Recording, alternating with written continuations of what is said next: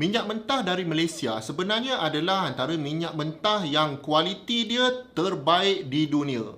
Kualiti minyak mentah ni diukur menggunakan dua parameter yang biasa. Yang pertama dipanggil API gravity. API gravity ni dia menunjukkan minyak tu tumpat ataupun tidak. Jadi minyak yang kurang tumpat tu sebenarnya bagus sebab mudah nak proses dan kita boleh ekstrak banyak produk yang best-best daripada situ. Contohnya macam petrol dengan diesel. Kalau minyak tu terlalu tumpat, API grade dia adalah rendah, maka minyak ni dia punya produk dia tu tak berapa best, tak berapa mahal. Contohnya macam bitumen sahaja. Jadi minyak Malaysia ni API gravity dia memang tinggi. Satu lagi parameter adalah konten sulfur. Sulfur ni memang tak bagus untuk proses minyak tu sebab dia akan bagi equipment kita mudah berkarat. Jadi kalau sulfur tu rendah, lagi bagus. Dan minyak Malaysia ni pula, contohnya tapis crude, sulfur dia hanyalah 0.03% sahaja. Dibandingkan dengan minyak lain, sulfur dia orang lebih kurang 1 ke 3%.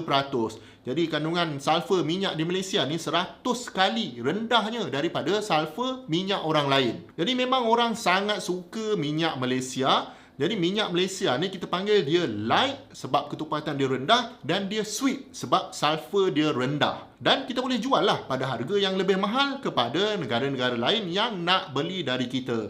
Generally minyak Malaysia ni dia lebih kurang 5 ke 7 dolar lebih mahal untuk setiap tong berbanding harga minyak Brent. Sebenarnya Petronas pun diwujudkan pasal krisis lebih kurang macam ni. Kita ada loji penapisan juga kerana ada krisis sebegini. 1978, 79 ada juga pelonjakan harga minyak mentah, ada juga Arab punya boycott dan sebagainya. Masa dulu Petronas pun tak operate pada segi runcit, sekadar pengeluar minyak sahaja. So there was a point in 1979 that other oil companies tak supply ke Malaysia.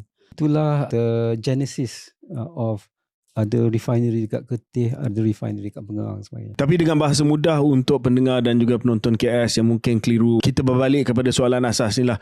Kenapa sebagai negara pengeluar minyak kita tak guna minyak kita sendiri?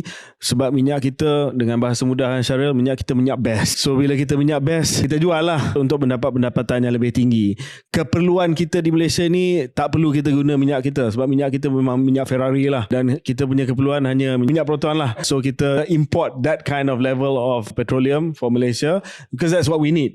Jet fuel for instance, minyak untuk kapal terbang, itu minyak kita. Korang tahu tak minyak kat Malaysia ni sebenarnya adalah antara yang paling mahal dekat dunia. Bukan sebab kita suka-suka nak letak harga tinggi lah, tapi sebab kualiti dia memang tip top kan. Sebenarnya tak semua minyak mentah tu sama lah. Ada yang pekat macam kicap, ada yang cair. Dan dalam dunia minyak ni kita tengok API gravity. Lagi tinggi angka dia, lagi ringan lah minyak tu kan. Minyak ringan ni paling syok sebab senang tapis jadi petrol atau bahan api jet lah. Dan minyak berat ni pula problemnya sebab proses kompleks dan juga guna banyak tenaga. Hasil pun produk yang low level lah. Dan untuk comparison, minyak Venezuela yang hitam pekat tu sebenarnya sulfurnya tinggi. Dan minyak Russia pula sebenarnya sederhana berat. Tapi minyak Malaysia kan antara grade antara 43 ke 45 darjah lah. Memang sangat ringan dan sangat rendah sulfurnya. Dan sebab minyak kita ni ringan lah, kos nak tapis dia jadi lebih murah tapi hasil dia kualiti yang tinggi. So margin untung pun jadi lebih besar. Jadi minyak kita ni sebenarnya jadi rebutan syarikat gergasi seantero dunia lah sebab grade dia yang premium. Walaupun kita negara kecil tapi hasil bumi kita ni antara yang paling berkualiti dekat pasaran global. Sebab dalam ekonomi, kualiti yang bercakap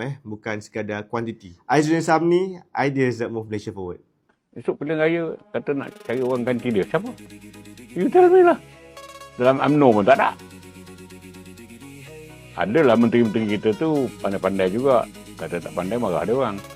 Kan? Tapi siapa nak jadi? Yang boleh menandingi Anwar Ibrahim.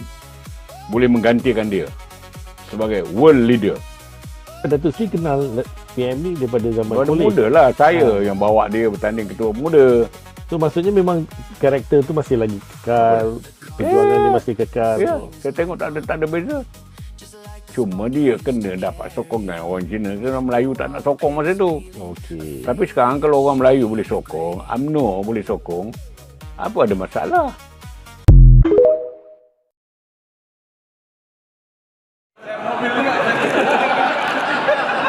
Mobil ni tak bisa maaf.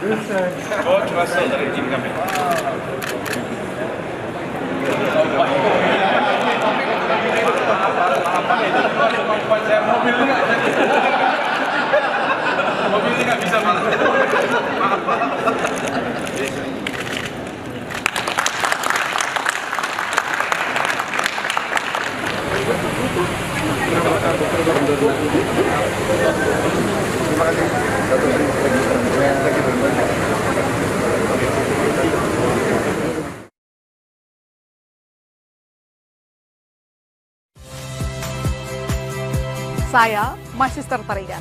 Saksikan program-program Kompas TV melalui siaran digital, pay TV, dan media streaming lainnya.